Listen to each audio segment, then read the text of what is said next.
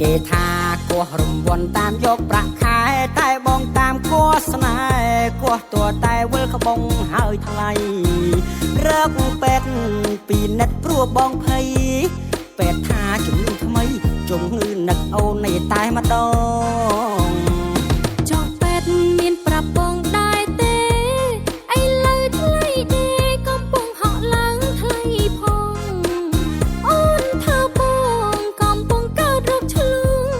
រោគឡាយខុសទំនងរៀលដាល់រាល់ថ្ងៃឡាយស្រឡាញ់អូនបើរហូតដល់ស្គួតទៅខ្ញុំហើយណាបើអ្នកណាវិចូលស្ដីអត់ក៏អត់ទៅជាតិនឹងបើគ្មានប្តីដូចអត់មានភ័យព្រោះថារាល់ថ្ងៃមិនដែលខ្វល់ផងមេឃភ្លឺគង់ប្រែទៅជាយប់ស្អប់បងអាចជំពប់ដួលលើបេះដូងបង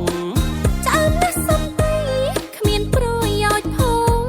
ឈប់នឹងឆ្លើយឆ្លងទៅវិចអន្សមជាមួយម៉ែវិញ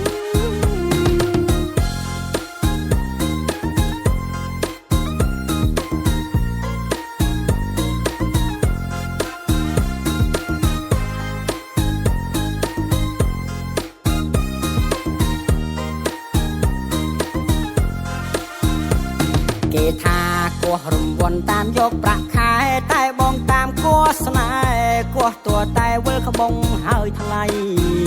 រកពេទ្យពីនិតព្រោះបងភ័យ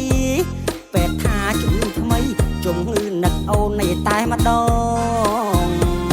ចុះពេទ្យមានប្រាប់បងដែរទេឥឡូវថ្លៃទេកំពុងហក់ឡើងថ្លៃផងអូនថាប